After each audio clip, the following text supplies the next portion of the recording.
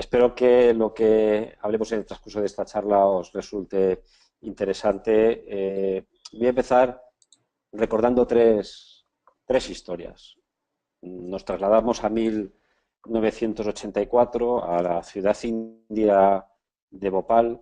Es la noche del 2 al 3 de diciembre y en la fábrica de pesticidas de Unión Carbide se produce un escape de gas tóxico y en esa noche tremenda mueren inmediatamente entre 6.000 y 8.000 personas intoxicadas por este escape de gas. Posteriormente, hay más de 150.000 afectados graves y 600.000 personas afectadas de diferente forma, o porque se tienen que marchar del lugar en el que viven o porque tienen heridas leves. Esta compañía, Unión Carbide, tenía una fábrica de pesticidas, no la estaba manteniendo debidamente, ninguno de los sistemas de seguridad de la fábrica funcionaron, estaban limpiando los tanques, hubo un escape de gas tóxico con las consecuencias que he relatado. Era 1984, todavía había muy poca protección ante estas cuestiones y sobre todo en un país como la India. Las consecuencias fueron tremendas en una ciudad de cerca de 1,5 millones de habitantes. La zona más afectada pues fue la zona más pobre de la ciudad. Imaginaros el paisaje al amanecer del día 3, el paisaje de miles de personas muertas. La gente no sabía explicarse lo que había ocurrido. Fue una catástrofe tremenda. Podéis buscar por internet, hay multitud de información y las causas del asunto pues han quedado ya evidentes. Fue un ahorro que esta empresa quiso hacer en el mantenimiento y en las medidas de seguridad que estaban, todas las que tenían que estar funcionando estaban desactivadas. Bueno, esta compañía acabó llegando a un acuerdo con el Estado indio y abonó 470 millones de dólares que al final prácticamente no llegaron a manos de los afectados porque se los quedó casi en su totalidad el gobierno indio. Nada más y nada menos que en 2010 un tribunal indio juzgó a 8 de los gestores de la compañía y les condenó a 2 años de cárcel y a una indemnización de 10.600 dólares. Bueno, para que os deis cuenta de lo insignificante de estas cifras, esta compañía fue comprada en 1999, es decir, 15 años después de la catástrofe, por Dow Chemical, una gran compañía líder química mundial, por 10.000 millones de dólares. Es decir, los accionistas de esta compañía, que apenas indemnizó con 470 millones de dólares, ganaron 10.000 millones de dólares en la venta de su empresa, que además ya había iniciado una caída considerable en su volumen de negocio. Cuando esto sucedió en 1984, nos trasladamos a 2013 y nos trasladamos a Bangladesh, a la ciudad de Dhaka, al edificio Rana Plaza. Es el 24 de abril de 2013, son las 9 de la mañana, y este gran edificio que albergaba una multitud de fábricas de ropa como la que vestimos normalmente todos, se derrumba. Se derrumba ese día, pero justo el día anterior ya los trabajadores habían denunciado la existencia de alarmantes grietas, pero nadie les había hecho caso, les habían obligado a volver al trabajo. Hay más de 1.120 muertos, más de 2.400 heridos, más de la mitad de los fallecidos son mujeres y niños que estaban en el edificio, los hijos de estos trabajadores. En este edificio, estas empresas de Bangladesh fabricaban ropa para marcas tan conocidas como Benetton, Mango, todas las marcas que conocéis del grupo español Inditex, Primark, el Corte Inglés. Marcas de ropa, algunas de ellas muy barata, que llega a nuestras manos a ese precio gracias a la explotación de los trabajadores, que además no solo no cobran un salario justo o digno, sino que trabajan en unas condiciones de seguridad absolutamente inaceptables. Bueno, este país, Bangladesh, que es uno de los más pobres del mundo con Haití, en él siguen funcionando multitud de fábricas, como os decía, del textil, de ropa, bueno, si miráis las etiquetas, seguro que muchos de vosotros tenéis ropa, como yo, fabricada en estos lugares en los que no se respetan ni los derechos de los trabajadores en cuanto a su seguridad laboral ni en cuanto a el salario que perciben. En muchos casos, incluso en situaciones casi de esclavitud. Bueno, pues estas grandes compañías que tienen todas enormes beneficios, les costó muchísimo llegar a un acuerdo para crear un fondo para indemnizar a los familiares de estos trabajadores muertos y a los heridos.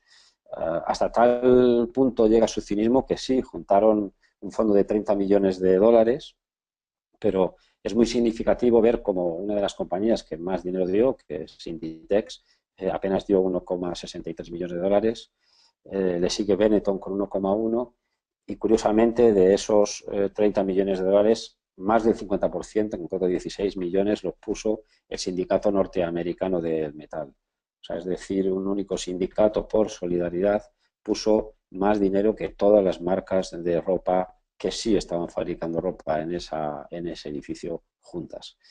Bueno, este suceso sí provocó que se hayan llegado a acuerdos para que haya inspecciones y se regulen en Bangladesh con más rigor las condiciones en las que trabaja la gente, pero incluso en este asunto pues la burocracia va despacio y las soluciones están tardando mucho en llegar. Bueno, nos trasladamos a 2015, a septiembre de 2015, y la Agencia de Protección del Medio Ambiente en ese mes hizo pública una investigación mediante la cual habían descubierto que el fabricante de coches alemán, con fábricas en muchos países europeos y en alguno de América Latina, estaba engañando mediante un programa informático en la medición de las emisiones contaminantes de sus coches, concretamente de los que llevan motor diésel. No sé la importancia del motor diésel en cada uno de vuestros países. Sé que en Estados Unidos es una importancia muy pequeña, es decir, el número de vehículos con ese motor en porcentaje es mínimo. Sin embargo, en Europa y en concreto en España, en estos momentos más del 60% de los coches que circulan tienen este tipo de motores. Bueno, nos enteramos y Volkswagen, con sus diferentes marcas, Volkswagen, Audi, Seat, Skoda, fabrica y vende muchos de estos vehículos en nuestro país y desde luego en toda Europa. Bueno, estaban efectivamente trucando la medición de sus efectos contaminantes hasta tal punto que reducían la aparente contaminación hasta en 40 veces. Es decir, estaban timando a las personas que compraban esos vehículos y al mismo tiempo estaban contribuyendo a envenenar el aire de los lugares, sobre todo de las ciudades en los que estos vehículos circulan. Como os decía, en concreto en Madrid, más del 60% de los coches que circulan son diésel y muchos de ellos de marcas del grupo Volkswagen. Bueno, mientras que en Estados Unidos el sistema ha funcionado y ha obligado al grupo Volkswagen a indemnizar por casi 17.000 millones de dólares tanto a los compradores de los coches como bueno, en algún caso cambiándoles los coches por otros, en otros reparándoselos y en otros directamente recomprándoselos.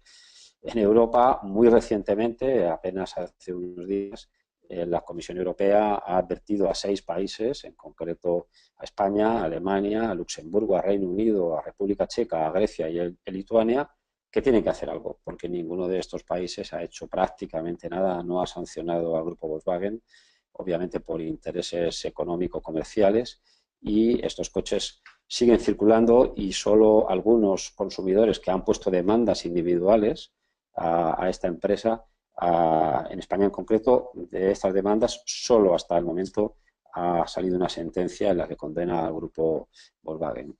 Como vemos, tenemos aquí, como vemos, tres casos bien diferentes. Uno, un envenenamiento masivo, el de la India en Bhopal, en el que una empresa multinacional, por ahorrarse dinero en seguridad, acaba envenenando a toda una población. En segundo lugar, unas compañías que por ahorrarse también dinero provocan unos daños tremendos a sus trabajadores. Y en tercer lugar, un engaño masivo a los consumidores que además tiene una consecuencia de contaminación masiva en los lugares en los que esos vehículos han circulado y siguen circulando con la tecnología, digamos, trucada con la que han sido vendidos.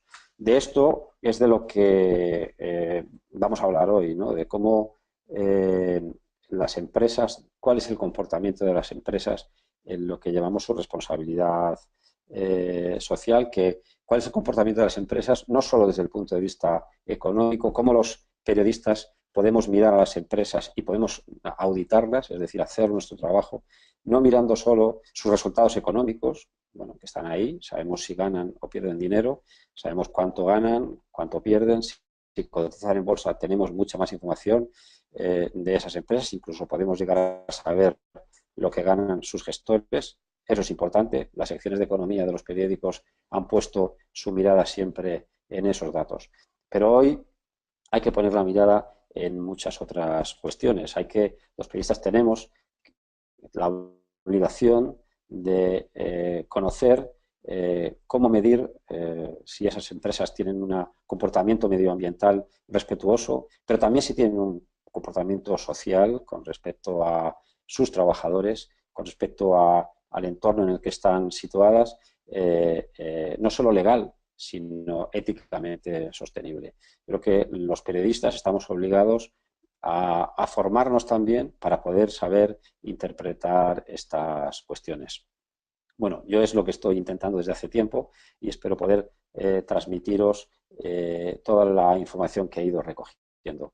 Os voy a modo de introducción, a interpretar lo que va a ser un vídeo explicando una parte interesante de esta cuestión, que es lo que llamamos la triple cuenta de resultados.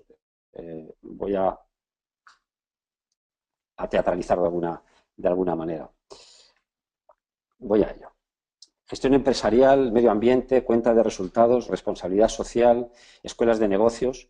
¿Pero de verdad alguien se cree que a los que se dedican a ganar dinero les va a preocupar ensuciar o tratar mal a sus trabajadores? Pues así es. No a todos, quizá muchos lo harán a regañadientes, pero hay otros que lo creen justo. La realidad hoy es que a las empresas se les exige que cumplan lo que se ha denominado la triple cuenta de resultados. ¿Pero de verdad todos la cumplen? Claro que no, y por eso vamos a intentar dar unas pistas para saber evaluar el comportamiento de las empresas, para distinguir lo que es un brillante resultado económico de sus posibles nefastas consecuencias ambientales o sociales. He leído por ahí que esto se lo inventó un tal John Elkington a finales del siglo pasado y que hablaba de los grandes empresarios como de unos caníbales corporativos que se compran entre ellos, se mastican mutuamente, se escupen y de repente están hablando de sostenibilidad. Elkington los denominaba caníbales contenedor. Así es, Elkington es un consultor británico que se fijó en un libro de un poeta polaco, Stanislaw Jerzy Lec, que se preguntaba, ¿es progreso si los caníbales aprenden a comer contenedor? La verdad es que no parece mucho progreso. Sí, por eso Elkington dotó a ese tenedor de 3 dientes en los que se basa la sostenibilidad: prosperidad económica, calidad ambiental y justicia social. Pues llámame desconfiado, pero dudo mucho que los empresarios sacrifiquen su beneficio voluntariamente pensando en el medio ambiente o los derechos de sus trabajadores.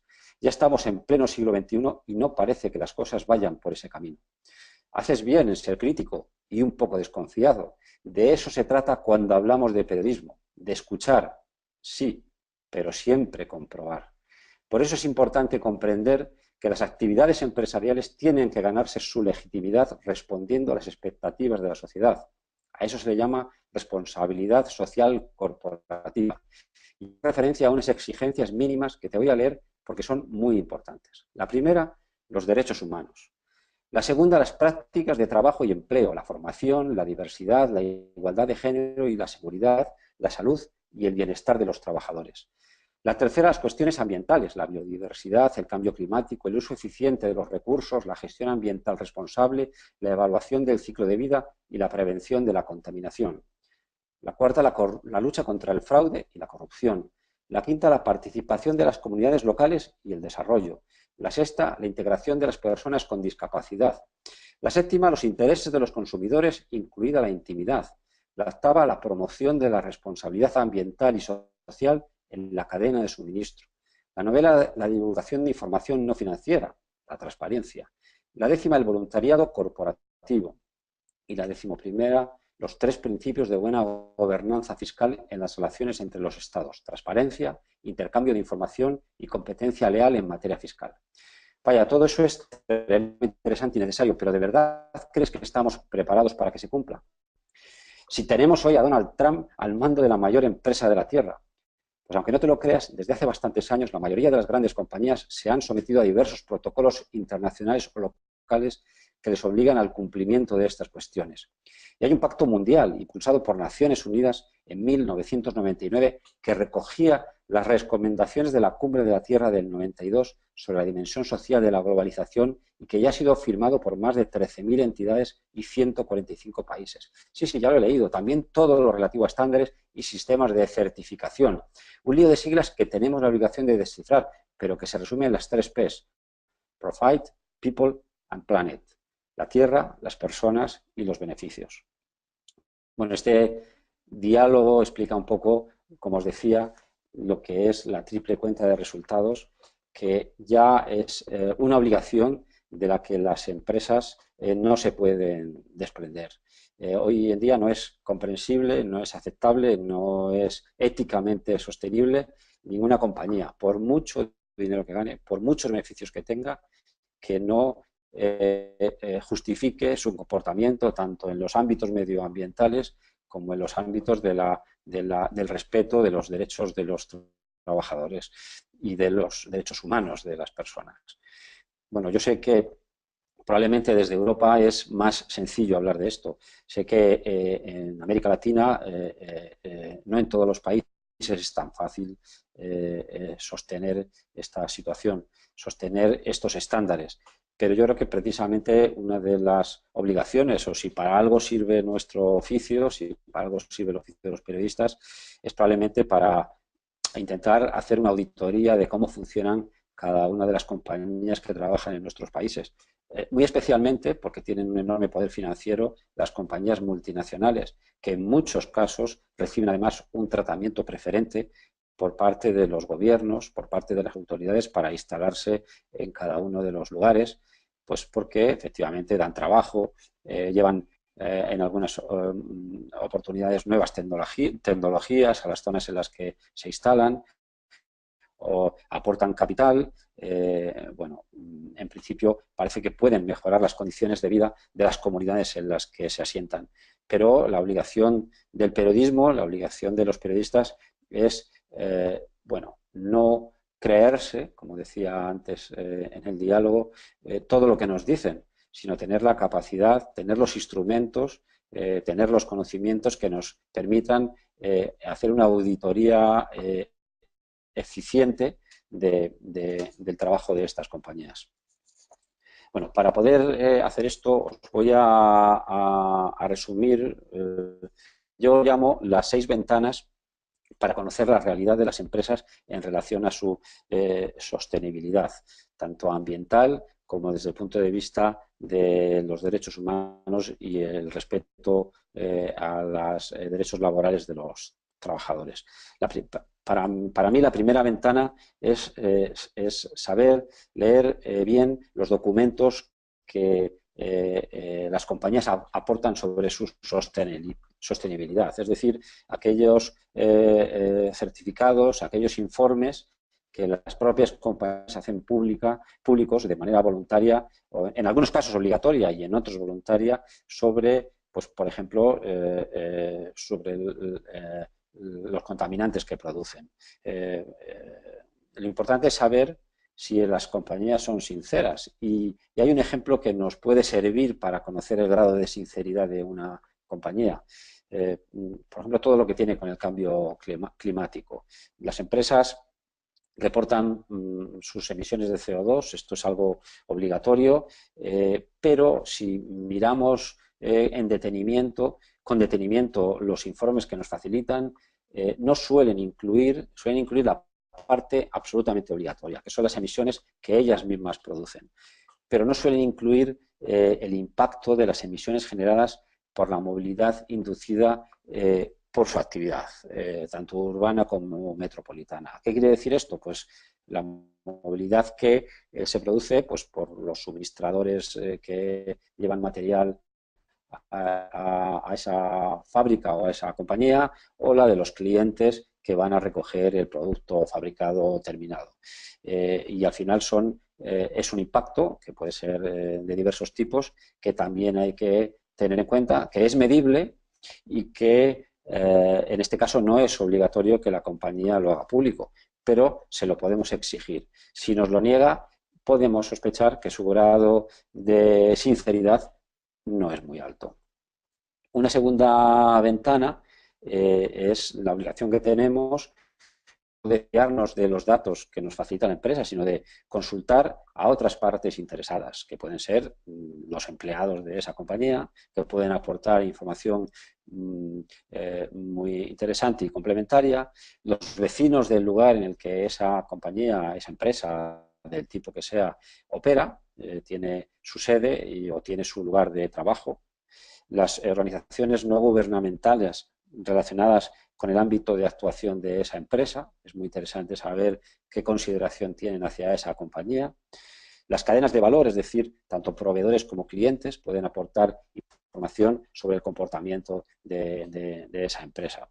Y también, obviamente, las administraciones relevantes en la actividad de esa compañía, ya bien sean locales, nacionales, sean de las administraciones que están obligadas a fiscalizar el trabajo de esa compañía.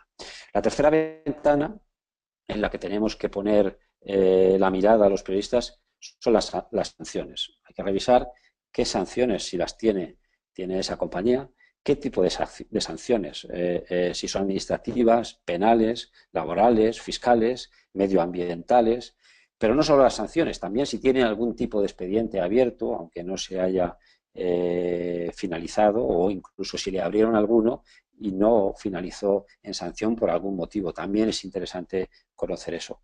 Y también las denuncias, ya bien sean formalizadas o no, que se haya promovido debido a la operativa de esa compañía. Todo ese grupo de cuestiones, digamos, que vamos a encontrar fuera de la compañía son también muy importantes para empezar a hacernos una idea, para tener un perfil más exacto de la actividad de esa empresa en cuanto a su responsabilidad y su sostenibilidad. En cuarto lugar, la cuarta ventana es todo lo que tiene que ver con agendas y lo que no está estrictamente relacionado con el marco legal, como es las cuestiones relacionadas con las sanciones, pero sí pues con el cumplimiento de determinadas aspiraciones que tienen que ver con agendas globales, nacionales o regionales, que a lo mejor no hay una obligación legal en este momento, pero sí ya empieza a haber un convencimiento de que esa compañía pues debería tener un comportamiento e introducir dentro de la normativa de su operación, cumplir esa serie de cuestiones o aspirar a cumplirlas. Esto pues tiene que ver pues con las recomendaciones muchas veces de la FAO, de organizaciones multinacionales como la FAO, la Organización Mundial de la Salud, o regionales como la OEA o, en el caso de Europa, como la Unión Europea. Cuestiones que no han llegado a ser legales, de cumplimiento legal, no han llegado a ser normas jurídicas aprobadas por los parlamentos, pero ya estas organizaciones empiezan a considerar como cuestiones sobre las que hay que poner la atención. En este caso también incluiríamos campañas de organizaciones no gubernamentales. La quinta ventana es todo lo que tiene que ver con la ciudad. Muchas veces nos fijamos en la actividad de las compañías pensando en la naturaleza, pensando en si agreden a los bosques, contaminan el agua, una actividad minera que deja residuos, y nos olvidamos del efecto que el trabajo de estas compañías o de estas empresas puedan tener en el ámbito urbano. Más de la mitad de la población vive hoy en ciudades, y esta mirada empieza a ser es extremadamente importante y no podemos olvidarla. Aquí los periodistas podemos usar como referencia pues las agendas 21 locales surgidas a partir de la cumbre de Río 92, o conferencias Hábitat como la Hábitat 3 recientemente celebrada en Quito en otoño de 2016. Bueno, si miráis por Google, en las conclusiones de estas reuniones podemos sacar una cantidad de información enorme sobre cuestiones sobre las que podemos utilizar para ilustrar, para aprender cómo tenemos que mirar, cómo tenemos que auditar a las compañías. Y la última ventana en la que yo creo que debemos fijarnos es la que tiene que ver con los lobbies y la capacidad de comunicación de las compañías. Esta última ventana, además, nos toca muy de cerca a los periodistas, porque aquí incluiríamos, por ejemplo, cuestiones relacionadas con las carteras publicitarias y de patrocinio de grandes compañías en los medios de comunicación, las acciones de lobby en las que por un lado pueden moverse en el entorno de los legisladores, pero en otros momentos también en el entorno de los periodistas, que pueden hacer estas compañías pues para que se legisle de determinada manera y ampliar su marco de actuación empresarial. Las puertas giratorias, lo que llamamos el trasvase de personas que han estado en el poder legislativo o en el poder ejecutivo, o sea, han formado parte de gobiernos, ministros o directores generales, que de pronto saltan de un ministerio a una empresa privada que justo tiene que ver con su gestión anterior en el ministerio. Esto en España ahora mismo estamos muy atentos a todo esto porque no está suficientemente bien legislado. Hay una legislación, pero es tremendamente laxa, y vemos cómo pues, este ministro que fue responsable de determinadas normas que tenían que ver con el sector eléctrico, pasan 2 años y a los 2 años es contratado por una compañía eléctrica como consejero con un gran sueldo. Esto hay que poner la mirada, porque esto nos puede indicar que haya habido algún mal funcionamiento, una posible corrupción o corruptela, un compromiso anterior, y por lo tanto hay que poner la mirada en quién compone los consejos de administración de estas compañías, qué perfiles son, de dónde vienen, si han legislado anteriormente porque tenían una responsabilidad, han intervenido en leyes que han favorecido el trabajo de esas compañías, que han disminuido la capacidad de control de ese trabajo. Ahí tenemos los periodistas una oportunidad de recoger información extraordinaria. Bueno, como veis, estas 6 ventanas que son muy importantes, si los periodistas, cada vez que miramos a una compañía, vamos una por una asomándonos a estas ventanas de una manera rigurosa, detallada, detenida, vamos a tener una fotografía mucho más cercana a la realidad de esa compañía, y vamos a poder hacer una información mucho más rica, que no solo se va a fijar en los beneficios de esa empresa, sino que va a poder recoger otras características que nos van a ayudar a comprender si el trabajo de esa empresa está siendo, desde el punto de vista medioambiental y de los derechos de los trabajadores, sostenible o no. Esto no quiere decir nada de lo que he dicho hasta ahora, quiere decir que tengamos que, entre comillas, criminalizar el trabajo de las compañías. Hay muchas compañías que están no solo trabajando bien, sino que están impulsando que otras de su competencia tengan también que trabajar mejor. Hoy en día, esto también nos sucede a los periodistas, hay un control social del trabajo de las empresas, como lo hay también de nuestro trabajo, en este sentido, un control social mucho mayor que había en otros momentos de la historia, en los que los consumidores, los clientes, los lectores, esto lo vemos los periodistas permanentemente en nuestro día a día, no tenían las herramientas de auditoría o de transmitir información o de hacer públicas sus denuncias que tienen hoy en sus manos.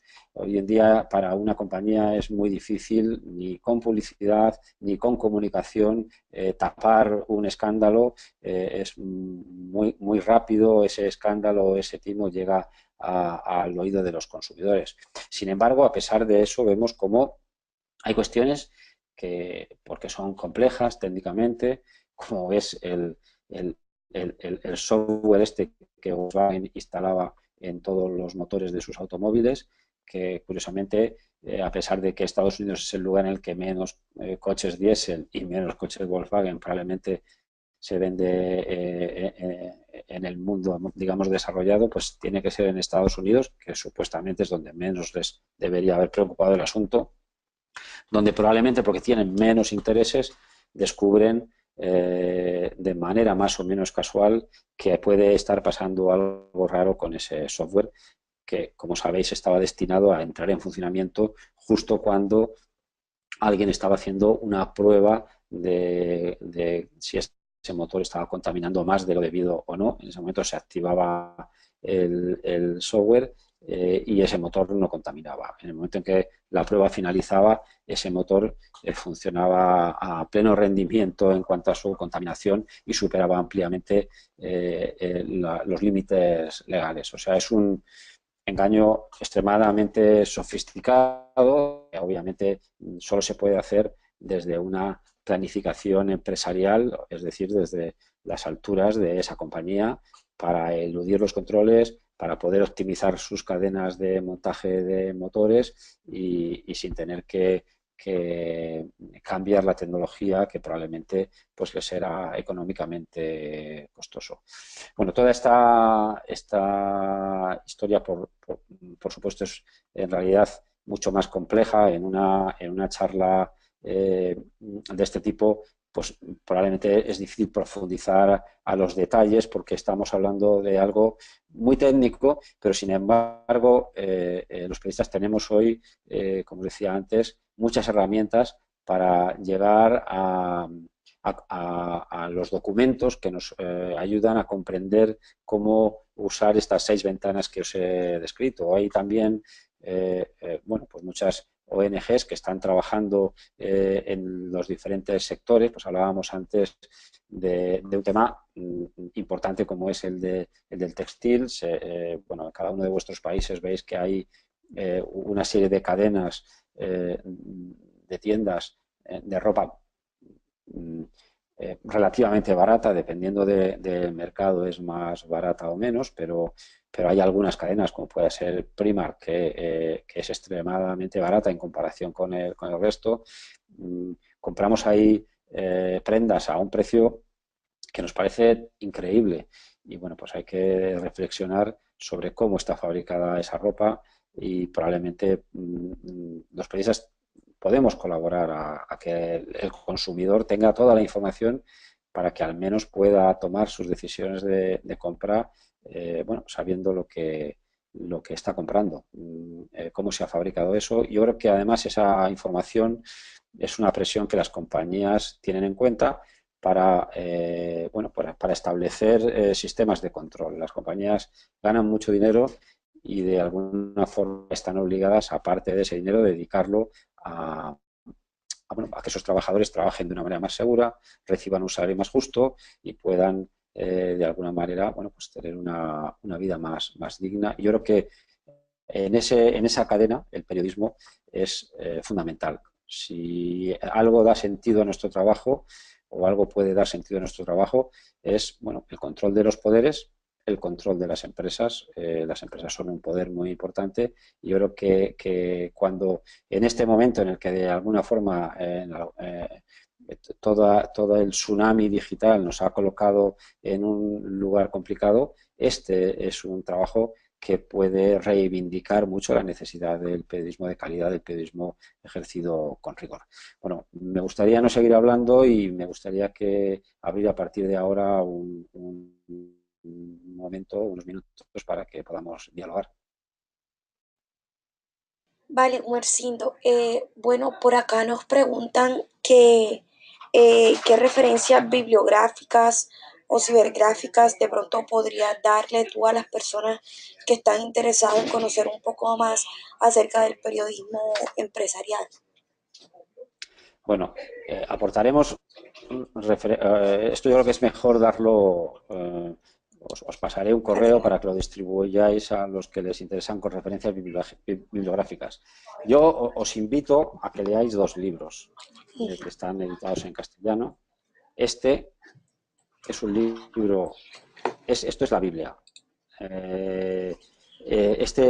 Con este libro en la mano, es verdad que es un libro grueso, con este libro no hace falta que lo leáis del tirón, con este libro vais a aprender muchísimo, vais a tener una herramienta de consulta permanente, tiene un índice espectacular y trata casi todos los temas ante los que nos podemos encontrar en nuestro trabajo diario. Este libro nos va a resolver muchísimas de las dudas. Es un libro extremadamente riguroso. Yo os lo recomiendo. Para mí es de uso permanente. Es un libro que da una información importantísima en todo lo que tiene que ver con el desarrollo sostenible. Si os interesan temas más relacionados, bueno, pues con otras cuestiones, probablemente no exactamente relacionado con lo que estamos hablando, pero en algún caso sí, por ejemplo, el de las condiciones de trabajo en Bangladesh, os recomiendo este libro de Martín Caparrós, El hambre, que está publicado hace apenas año y medio. El hambre de Martín Caparrós habla de esta situación en diferentes países y también, bueno, es un libro de muchas páginas, pero se lee, está muy bien escrito y lo recomiendo también. Si queréis comprender, también tiene que ver con esto lateralmente, pero lo recomiendo también, se devora, está muy bien escrito por un periodista. Y si queréis comprender por qué ha llegado Donald Trump a Estados Unidos al poder, os recomiendo este libro de Josh Packer. Tiene que ver también con la globalización de la economía, tiene que ver, es muy interesante. Este libro está en debate, no sé, supongo que por Amazon lo podéis comprar. Y por último, desde un punto de vista más militante y tiene que ver con el cambio climático, ahora que los negacionistas están tomando el poder en algunos lugares, os recomiendo este libro de Naomi Klein. Esto lo cambia todo, el capitalismo contra el cambio climático. Es, ninguno es un libro breve, también tiene 800 páginas, no sé cuántas tiene, 700 páginas, pero es estremecedor. Este libro nos pinta un panorama tremendamente inquietante, pero al mismo tiempo yo creo que muy realista de lo que está pasando y de cómo estamos ignorando los mensajes que el ecosistema nos está mandando permanentemente de que no podemos seguir viviendo como vivimos y esto afecta mucho al mundo empresarial. Bueno, pues, os he recomendado 4 libros que deben sumar entre los cerca de 4.000 páginas, ya con eso tenéis, pero vamos, procuraré mandar un correo con alguna recomendación más. Vale. Bueno, acá nos hace Sergio Reyes una pregunta. A los periodistas de económicas siempre les advierten del pánico económico que pueden generar sus informes. ¿Cómo gestionar ese riesgo en los informes? Bueno, yo creo que la responsabilidad de los periodistas en ese sentido es grande, ¿no? Pero, claro, imaginaros este asunto de Volkswagen, claro, os aseguro que la prensa española se ha tratado con una dulzura absoluta. ¿Por qué?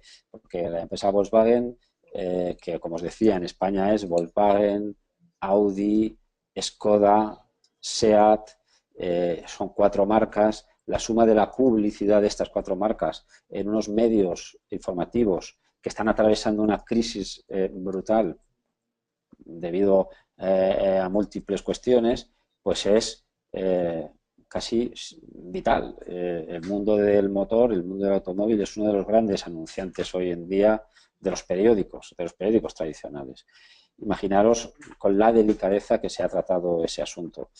Pero claro, piensas, es verdad, podemos contar que esta compañía ha engañado a sus consumidores y eso puede tener una repercusión en puestos de trabajo, una repercusión en... Pero eso nos obliga a callarnos. Creo que el periodista tiene que tener responsabilidad y lo que no puede contar, ni puede contar cosas que no sean ciertas, ni puede exagerar las cosas. Pero cuando algo es evidente, ya sabemos que va a tener consecuencias, pero estamos en la obligación de informar de ello. Claro. Gumersindo, ¿por qué la mayoría de los casos se dan a conocer ya, por ejemplo, cuando ya el daño está hecho y de pronto es que hace mayor conexión, hace falta mayor conexión con las fuentes, que hace falta, por ejemplo, para que la noticia no se dé a conocer ya cuando el derrumbe ocurrió de la empresa? ¿Qué pasa? El periodista se está alejando de esa fuente, de la persona. ¿Qué pasa allí? Bueno, seguramente lo que nos hace falta a los periodistas es estar más pendientes de lo que pasa en terreno, y en terreno no quiere decir que estemos eh, eh, muy lejos de nuestras fronteras en países exóticos, sino que estas cuestiones suelen ocurrir realmente muy cerca de donde estamos, de donde vivimos, de donde trabajamos nosotros mismos, ¿no? Y probablemente a veces empleamos una mirada muy crítica hacia cuestiones que pasan lejos y tenemos una manga muy ancha con cuestiones cotidianas que incluso vivimos en nuestro entorno más cercano. Yo creo que el periodista debe tener la misma mirada y el mismo nivel de exigencia en su entorno cercano y no tener prejuicios. ¿Por qué al final a veces nos damos cuenta de las cosas cuando suceden? Bueno, porque tampoco el periodista es perfecto. Si digamos, estructuras de los gobiernos que se deben ocupar de vigilar eso no son capaces de controlarlo, pues a veces para el periodista es mucho más difícil tener esa capacidad de control y esa información. Pero por otro lado sabemos y bueno, ya en América Latina está sucediendo, como en determinados ámbitos, pues hay compañías relacionadas con la minería, relacionadas con la producción eléctrica, relacionadas con determinados campos muy concretos, que están, bueno, pues explotando de determinada manera, digamos, los bienes naturales, pues obligando a mover a personas de los lugares tradicionales en los que viven, causando un determinado tipo de contaminación, tiene una explotación de bienes del procomún para beneficio propio, para beneficiar los intereses de unos pocos, como en España ha sucedido, no solo sucede en América Latina, con la especulación inmobiliaria, con la recalificación de terrenos para enriquecimiento, unas plusvalías tremendas de unos cuantos empresarios. Bueno, yo creo que lo que los periodistas tenemos que hacer es estar extremadamente atentos, hacer caso a las denuncias. Ya sé que a veces hay muchas denuncias, hay mucho ruido y el ruido nos impide escuchar bien, pero yo creo que una tarea que el periodista no puede abandonar es la de saber discernir cuando una denuncia tiene fundamento de cuando no lo tiene, ¿no? Yo creo que tenemos que estar muy, muy atentos, bueno, para entre todos intentar conseguir la perfección. Va a ser complicada, pero que esto avance. Yo creo que bueno, pues hay algunos sectores que sí que están tomando conciencia y yo sé que algunas multinacionales, hemos hablado de ellos, con nombre y apellidos, de la ropa, pues están tomando conciencia de que tienen que poner más controles en la cadena de fabricación de sus prendas y los están poniendo. Es verdad que luego hay una subcontratación elevadísima y que hay zonas de esa subcontratación a la que es difícil llegar. Pero bueno, se están tomando medidas, claro que sí, y esas compañías saben que tienen que tener cada vez más cuidado, una ética más afinada en su cadena de producción, porque si no, al final eso les va a acabar suponiendo la destrucción de su negocio y eso es lo que tienen que ver, claro. Y para eso los periodistas sí que tenemos creo todavía, una capacidad de acción grande. Claro. Gumersindo, ¿cuáles son de pronto esos informes que son más importantes que son emitidos sobre empresas que el periodista no puede descuidar? O sea, ¿de dónde provienen esos informes que de pronto te dicen esta empresa si está cumpliendo? ¿A dónde puede el periodista buscar ese tipo de información? Bueno, como os decía antes, hay una serie de informes que las compañías, dependiendo también del sector en el que trabajen, tienen obligación ya de hacer de hacer públicos. No es igual en todos los países porque la legislación de esa transparencia no es la misma en todos los países. En la Unión Europea, que es la legislación que mejor conozco y que además en muchos casos es una legislación europea, o sea, es transnacional, quiere decir que no es una legislación, cada uno de los países que forman la Unión Europea ha tenido que ir adaptando su legislación particular a unas exigencias de la Unión Europea. Pues hay, en el caso, por ejemplo, de las compañías que además cotizan en bolsa, la cantidad de información que tienen que hacer pública por obligación y además de una manera periódica, creo que es trimestralmente, es muy elevada, una cantidad de información muy, muy elevada. Tan elevada, es tan voluminosa, que precisamente en este caso la dificultad es saber leerla. O sea, afinar, hay que en ese sentido, bueno, pues por eso hay que leerse estos libros tan voluminosos, porque hay que tener muchos conocimientos para poder interpretar los datos que te dan. Y también, bueno, los periodistas muchas veces no tenemos esos conocimientos, pero tenemos que saber a quién recurrir para que nos ayude, a qué especialistas recurrir para que nos ayuden a poder interpretar esos papeles que a veces sí, las empresas los facilitan, pero los facilitan con un lenguaje y en un formato que no son precisamente fáciles de entender. Yo creo que uno de los trabajos más clásicos del periodista ha sido rodearse de especialistas que nos ayuden a comprender eso. Eso en cuanto a la información que las compañías están obligadas a facilitar. Como decía antes, hay otra información que no tiene una estricta obligación en las compañías de facilitar, pero que sí disponen de ella. Y si te la niegan, ya puedes sospechar de que te la niegan por algo. Puedes sospechar que si esa empresa no quiere facilitarte esa información, de la que sí dispone, es porque a lo mejor esa información le puede perjudicar. Y eso lo que nos obliga es a investigar más. Y a investigar, puesto que la empresa no nos facilita esa información, pues a investigar, como decía antes, a través de las ventanas que pueden ser desde las ventanas administrativas, es decir, el ayuntamiento, el ministerio correspondiente, las licencias que esa empresa tiene que pedir y que tiene que concederle, todo el entramado legal sobre el que se sostiene esa empresa, pues ir recabando datos de si lo cumple las normas, de si no las cumple, de si tiene sanciones, de si está habilitada para hacer determinadas cuestiones o no. Y también hablar pues con los trabajadores, hablar con los sindicatos que representan a los trabajadores que trabajan en esa compañía, hablar con sus proveedores, hablar con sus clientes. Hay muchas veces que hablando con proveedores y con clientes, puedes tener mucha información de si esa compañía está haciendo determinadas prácticas o no.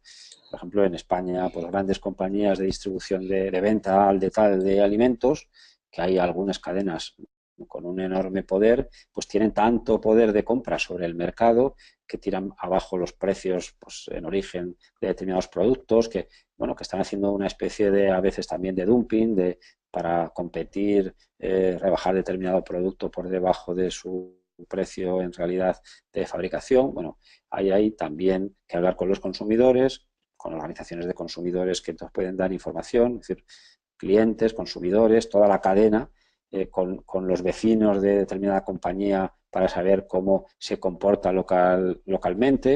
Es decir, hay toda una red de comprobaciones que el periodista puede hacer para tener una fotografía más clara de la actividad de las compañías.